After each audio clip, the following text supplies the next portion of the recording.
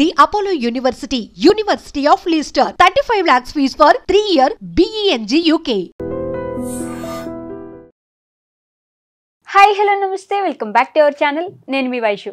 ఈ మధ్య కాలంలో ప్రియుడితో కలిసి ఉండడానికి భర్తను చంపేసిన వాళ్ళ సంఘటనలు చూస్తుంటేనే భయపడుతుంటే మానవ సంబంధాలని మంట కలిపేలాగా తల్లిని అంటే ప్రేమకు అడ్డొస్తుందని ఒక 18 ఏళ్ళు కూడా లేని బాలిక తల్లినే చంపేసింది ప్రియుడితో కలిసి.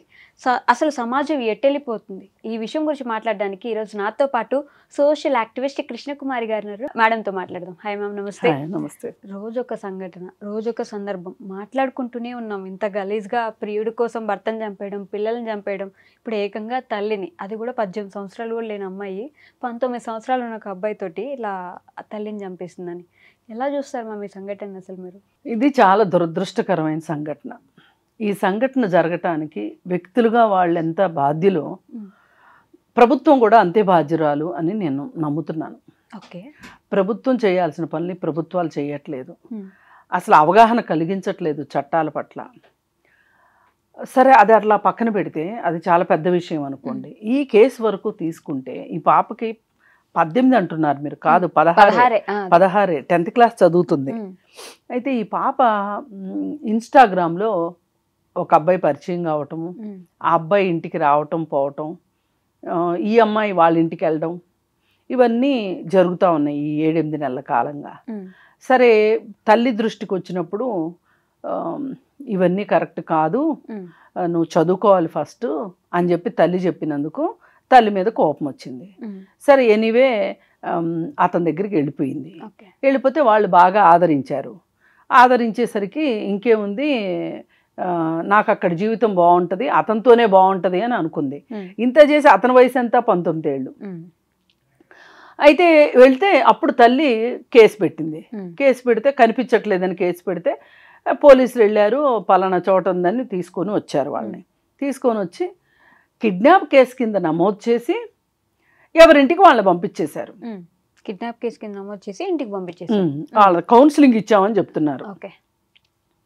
ఇంటికి వచ్చిన తర్వాత తల్లి మళ్ళీ మొదలెట్టింది, అమ్మ అట్లా కాదు, నువ్వు చదువుకోవాలి కదా, చదువుకోకపోతే ఎట్లా, చదువు లేకపోతే ఏమైపోతాం మనం, అది ఇది అని చెప్పి.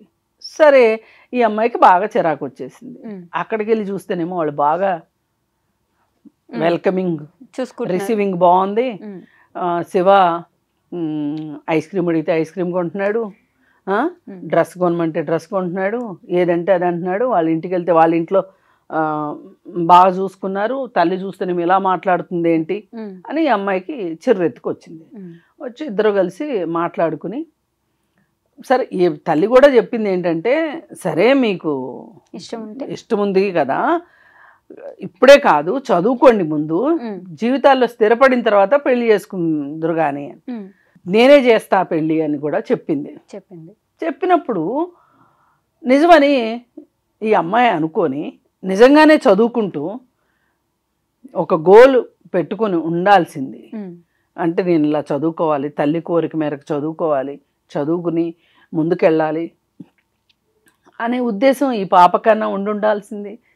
మరి ఇంటికి వెళ్ళిన తర్వాత కూడా అదే మాట చెప్పింది తల్లి. కానీ మొదటి నుంచి కూడా తల్లికి కూతురికి కొంచెం ఫ్రిక్షన్స్ ఎక్కువ ఉన్నాయి అనేది ఇప్పుడు బయటకు వస్తున్న వార్త. సరే, ఈమె మొదటి భర్తకి సంబంధించిన పాప, అతను చనిపోతే ఆమె మళ్ళీ పెళ్లి చేసుకుంటే అతని ద్వారా ఇంకొక పాప, అతను కూడా చనిపోయాడు. రెండో అతను కూడా బాగా డ్రింక్ చేసి యాక్సిడెంట్లో చనిపోయాడు. అయితే ఇప్పుడు వీళ్ళిద్దరూ కలిసి ప్లాన్ చేసి ఈమెను చంపడానికి డిసైడ్ అయ్యారు. వాళ్ళు ఆలోచించింది ఏంటంటే, అడ్డుగా ఉంది ఈ అమ్మాయి, ఈమె అడ్డు లేకపోతే మేము సుఖంగా ఉంటాము అనుకున్నారు వీళ్ళు 16 ఏళ్ళకి. అంతవరకే ఆలోచించగలిగింది పిల్ల. తర్వాత నెక్స్ట్ పోలీసులు ఉంటారు, పోలీసులు వస్తారు, చాలా ఉంటుంది అనే ఆలోచన లేకుండా ఇలా చెయ్యడం వల్ల జరిగింది ఏంటి, తల్లి చనిపోయింది. తల్లి చనిపోయిన తర్వాత పోలీసులు వచ్చారు సీన్లోకి. ఇప్పుడు పోలీసులు అరెస్ట్ చేశారు. ఇప్పుడేంటి, పోలీసులు ప్రెస్ మీట్ పెట్టి వీళ్ళు చెప్తున్న గొప్ప విషయం ఏంటి అంటే, అసలు ఈ కేసుకు సంబంధించిన పూర్వాపరాల గురించి చెప్పటం కంటే కూడా వాళ్ళు చాలా ఉత్సాహంగా చెప్తుంది ఏంటి అంటే, అంజలికి 2 పెళ్ళిళ్ళు అయ్యాయి. ఓకే. అంజలికి కూతురికి పడదు, కూతురికి వాతలు పెట్టేది, సరిగా చూసుకునేది కాదు. ఆ పాప 7th క్లాస్ అప్పుడే పోలీస్ స్టేషన్కి వెళ్ళి ధైర్యంగా తల్లి మీద కంప్లైంట్ చేసింది, మా అమ్మ నన్ను కొడుతుంది, తిడుతుంది, నన్ను సరిగా చూసుకోవట్లేదు అని. ఇవన్నీ చెప్తున్నారు. ఇవన్నీ చెప్పి అసలు వీళ్ళు పోర్ట్రేట్ చేసింది ఎలా ఉందంటే, పోలీసులు అంజలికి పెంచడం చేత కాలేదు, అంజలి 2 పెళ్ళిళ్ళు చేసుకుంది, కూతురుని సరిగా పెంచలేదు, అందుకే ఇలా జరిగింది అన్నట్లు పోర్ట్రేట్ చేస్తున్నారు. ఇది చాలనట్లు ఆయన కింద పోలీసులు అందరినీ అభినందిస్తున్నాడు అక్కడ కూర్చొని. ఎందుకు అభినందిస్తున్నాడో నాకు అర్థం కావట్లా. అసలు వాళ్ళ తీరు వల్లే ఈ హత్య జరిగింది. అసలు ఆ రోజు అతన్ని 19th రోజున పోక్సో కింద అతని మీద కేసు పెట్టి అతన్ని రిమాండ్కి పంపించి ఉండవలసింది. కిడ్నాప్ కేసు వదిలేకుండా పోక్సో కేసు ఇది నిజానికి. అతనికి 19 ఏళ్ళు, ఈ అమ్మాయికి 16 ఏళ్ళు. తీసుకెళ్లి 2 రోజులు 3 రోజులు ఇంట్లో అట్టి పెట్టుకున్నాడు అంటే ఈ అమ్మాయి ఇష్టంతో వెళ్ళినా గానీ కుదరదు. పోక్సో చట్టంలో ఆ అమ్మాయికి ఇష్టమై ఆ అమ్మాయి పెళ్లి చేసుకుంటానన్నా, లేకపోతే సహజీవనం చేస్తానన్నా, శారీరక సంబంధం కావాలని అడిగినా గానీ కుదరదు, చట్టం ఒప్పుకోదు. ఇది ఎందుకు ఈ పోలీసులు కన్వీనియంట్ గా మర్చిపోయారు అంటే, పోలీసులకి ఇంత చర్మం మొద్దుబారిపోయిందా? ఇప్పుడు నాకు తెలిసిన చట్టం నీకెట్లా తెలియలేదు? పోలీసుకి నీకు తెలియాలి కదా. సినిమాలు కూడా వస్తున్నాయి కదా, సినిమాలు కూడా వచ్చింది. మొన్న ఈ మధ్య కోర్ట్ అనే సినిమా వచ్చింది పోక్సో యాక్ట్ గురించి. సినిమాలు రావడం ఏంటండి? పోలీసులకి తెలియాలి కదా. ఒక చట్టం ఉంది అంటే ఆ చట్టం గురించి తెలియాలి, ఈ చట్టాన్ని ఇక్కడ వాడాలని తెలియాలి. అదే అతన్ని కనుక రిమాండ్కి పంపించినట్లయితే ఈ మర్డర్ జరిగేది కాదు. ఇంకెవరితో కలిసి చేసేది ఈ అమ్మాయి? అసలు వీళ్ళు కౌన్సిలింగ్ ఇచ్చామని చెప్తున్నారు అంటే ఏం కౌన్సిలింగ్ ఇచ్చారు? ఇద్దరు కలిసి చంపండి అని కౌన్సిలింగ్ ఇచ్చారా వీళ్ళిద్దరికి? అందరిని వరుసపెట్టి అభినందిస్తున్నాడు ఆయన. ఇది కేవలం ఈ హత్య జరగడానికి పోలీసుల నిర్లిప్తత, నిరాసక్తత, నిర్లక్ష్యమే కారణం. హై ప్రొఫైల్ కేసులు, రియల్ ఎస్టేట్ కేసులు, పెద్ద పెద్ద వాళ్ళ ఇళ్లలో జరిగే కేసులకైతే పోలీసులు ఉత్సాహం చూపిస్తారు, ఎందుకంటే అక్కడ జల డబ్బులు రాలుతాయి కాబట్టి. ఈ కేసులో అసలు వీళ్ళకి ఇంట్రెస్టే లేదు. అసలు ఇది ఏదైతే అది అవుతుంది. ఒక ప్రాణం పోయింది అయినా కానీ ఇంత జరిగాక పోలీసులు అభినందిస్తున్నాడు ఆయన. అసలు ఎక్కడ అసలు ఈ విషయం గురించి అవసరమైతే ఈ రాష్ట్రానికి హోమ్ మినిస్టర్ ఎవరో తెలియదు, లా అండ్ ఆర్డర్ ఎవరు చూస్తున్నారో తెలియదు, రేవంత్ రెడ్డి గారికే తెలియాలి. ఆయన మాట్లాడాలి ఈ కేసు గురించి. అసలు ఇది చాలా తీవ్రమైన విషయం. ఎట్లా మీరు పోలీసులు మీ డ్యూటీ మీరు ఎట్లా చేయకుండా ఉంటారు? ఇది కాకుండా ఇప్పుడు తల్లి ఇంటర్వ్యూ తీసుకుంటే అసలు సమాజం ఎంత అధ్వాన పరిస్థితిలో ఉందో, ఎంత ఇన్సెన్సిటివ్గా ఉందో మనకు అర్థమవుతుంది. ఆమెను చంపటం కరెక్టే అంటుంది శివ తల్లి. అమ్మ నీ పిల్లలు ఇద్దరిని పోలీసులు పట్టుకెళ్ళారు కదంటే ఏమవుతుంది, తీసుకొచ్చుకుంటాం.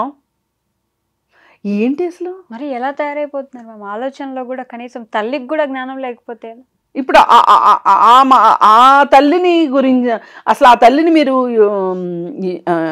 ఇప్పుడు ఇంటర్వ్యూలో వచ్చింది, అది వేరే విషయం, అది పోలీసుల దృష్టికి వెళ్ళకపోవచ్చు. కానీ ఈరోజు వచ్చిన పేపర్లో వచ్చింది ఏంటి అంటే, ఈమె వీళ్ళింటికి వెళ్ళింది, ఎవరింటికి? చనిపోయిన అంజలి ఇంటికి వెళ్ళి మీ అమ్మాయి మా అబ్బాయిని ఇష్టపడుతుంది కాబట్టి మీ అమ్మాయిని పంపించేయి, మేము సాదుకుంటాము అని చెప్పి అడిగింది అని చెప్పి పేపర్లో వచ్చింది. ఇది మా దృష్టిలో లేదు అని చెప్తున్నారు పోలీసులు. ఇప్పుడు ఈ అమ్మాయి చెప్పిన దాని ప్రకారం మాట్లాడిన వీడియో, ఈ వీడియో సాక్ష్యంగా చూస్తే ఈమె వెళ్ళే ఉంటుంది ఖచ్చితంగా. ఇప్పుడు మా పిల్లోని మేము తెచ్చేసుకున్నాము, వాళ్ళ పిల్లని వాళ్ళు తీసుకెళ్ళిపోయారు, ఆ అమ్మాయి పిలిచే కదా హత్య చేయమంది, ఇందులో మా అబ్బాయి తప్పేంటి అంటుంది. అసలు ఎక్కడ ఒక మనిషిని నా కొడుకు ఒక తల్లి ఒక ప్రాణం తీశాడు, నా పిల్లలు ఇద్దరు అనేది ఆ అమ్మాయి మొహంలో కనిపించట్లేదు. అయితే ఏమైంది? వస్తాడు నిదానంగా బయటికి, ఇలా అనుకుంటుంది. ఇలా అనుకుంటుంది. అంటే ఇప్పుడు ఈ పరిస్థితులన్నీ చూశాక, ఈ సమాజం పరిస్థితులు చూశాక, ఈ సమాజం ఎందుకు ఇంత నిరాసక్తంగా, ఇంత ఇన్సెన్సిటివ్గా అయిపోతుంది? చట్టాల పట్ల అవగాహన లేదు. అసలు 18 ఏళ్ల లోపు అమ్మాయితోటి నేను ప్రేమాయణం చేయకూడదు అనే విషయం, అది ప్రేమ ఆకర్షణ, అది వేరే విషయం. అతనికి తెలియలేదు, ఈ అమ్మాయికి తెలియలేదు. అంటే ఇప్పుడు ఈమెని మైనర్ కాబట్టి అసలు తనని ఏం అనలేని పరిస్థితి. ఇప్పుడు ఇంకొక మైనర్ని తీసుకొని వచ్చాడు వాడు శివ. ఆ తల్లికి అసలు చీమ కుట్టినట్టుగా అనిపించట్లే. 16 మా ఇంటికి వచ్చింది కదా, మా ఇంట్లో బాగానే ఉన్నది కదా, ఫ్రీగా వచ్చేది కదా, ఇన్నాళ్ళు కూతురు ఎలా ఉంది, ఏం చేస్తుంది, ఎక్కడెక్కడ తిరుగుతుంది పట్టించుకోకుండా మా ఇంటికి వచ్చినప్పుడే కేసు పెట్టింది ఆవిడ. ముందంతా ఏం చేసింది అని అడుగుతుంది. పిల్లలే కదా, తల్లి కూడా సెన్సిటివ్గా బిహేవ్ చేయట్లేదు. పోలీసులు చాలా ఇన్సెన్సిటివ్గా ఉన్నారు. ఒక తల్లి ప్రాణం పోయింది. ఇప్పుడు తల్లి ప్రాణం పోవడమే కాదు, 3 నేరస్తులు అయ్యారు ఇక్కడ. ఇప్పుడు ఈ అమ్మాయి జువైనల్ చిన్నపిల్ల కాబట్టి, మైనర్ కాబట్టి జువైనల్ హోమ్లో ఉంచుతారు, అది వేరే విషయం. ఈ జువైనల్ హోమ్లో ఏమి ఆ అమ్మాయి పరివర్తన చెంది బయటకు వచ్చి ఎలా ఉంటుంది? ఇంక ముందు ఎంత జీవితం ఉంది, బోలెడు జీవితం ఉంది. ఇప్పుడు ఆ అమ్మాయికి ఎవరున్నారు, ఎవరు ఆదరిస్తారు రేపు పొద్దున? అయిపోయిందా? ఇప్పుడు ఈ అబ్బాయిలు ఇద్దరు, మేజర్కి ఎక్కువ కాలం శిక్ష పడే అవకాశం ఉంది. ఈ మైనర్కి 1 సంవత్సరంలోనో 6 నెలల్లోనో వాడు మేజర్ అయితే గనక అతనికి శిక్ష అయిపోతుంది. అయిపోతే వాడు బయటకు వచ్చిన తర్వాత వాడేమి పరివర్తన చెంది బయటకు వస్తాడు. ఒకవేళ పరివర్తన చెందకపోతే రేపు పొద్దున ఓహో ఇంతేనా, అవసరమైతే మా అమ్మని మా నాన్న చంపేస్తా అనేలాగా అయిపోతే ఇంకేం చేస్తాము ఈ సమాజంలో? మరి ఎందుకు అంత కఠినంగా ఆలోచిస్తున్నారంటారు? ఏం లేదు, ఆలోచన ఒక స్థాయిని దాటి ఆలోచించడానికి బుర్రలు ఇష్టపడట్లేదు, బుర్రలు ఖాళీ ఉండట్లేదు. దీనికి సోషల్ మీడియా కారణం. 6 ఏళ్ల అమ్మాయికి ఇన్స్టాలో ఇతను పరిచయం అయ్యాడు. అసలు ఇన్స్టా ఇప్పుడు ఈ స్మార్ట్ ఫోన్ వల్లనే సగం వచ్చింది. సరే, ఈ స్మార్ట్ ఫోన్లు వచ్చి సమాజంలో ఇలాంటి పరిస్థితులు వస్తున్నాయి, వీటిని ఎట్లా ఎదుర్కోవాలి అని ప్రభుత్వానికి ఏమాత్రం చిత్తశుద్ధి లేదు. జరిగిపోయిన తర్వాత కూడా వాళ్ళకి అసలు సెన్సిటివ్నెస్ లేదు. కేవలం ప్రభుత్వాలే దీనికి కారణం.